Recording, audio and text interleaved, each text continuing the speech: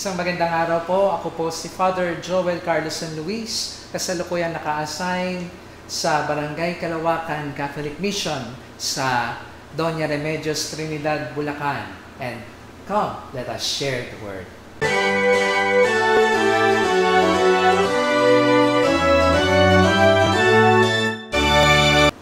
Sagipin ninyo ako, Panginoon. Ito ang mga salita ni Pedro nang siya ay sumunod kay Jesus sa paglalakad sa tubig, nang kanyang maramdaman na siya ay unti-unting lumulubog. Sagipin ninyo ako, Panginoon. Bakit nangyari ito? Kasi nawala ang kanyang tingin kay Jesus. Sa pagkakataon na ito rin ang nais sabihin ng Diyos sa iyo, kapatid. Tumingin lang kay Jesus. Sa panahon na ikaw ay nag-aalinlangan, sa panahon na ikaw ay naliligalig, sa panahon na ikaw ay nangangamba, tumingin kay Jesus.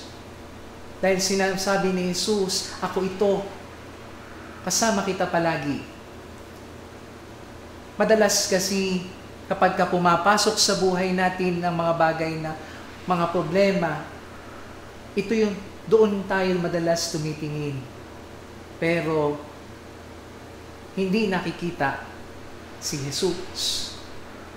Kaya sa pagkakataon na ito, muling tumingin kay Jesus. Katulad ng isang naglalakbay na ituon kay Jesus bilang siyang hantungan. Kaya nga dahil dito tayo ay manalangin. Panginoong Hesus, maraming salamat sa iyong biyaya ng iyong presensya. Sagipin mo kami sa pagkakataon na kami ay nawawala. Sa panahon na ako'y nangangailangan ng iyong tulong, sagipin mo ako. Amen.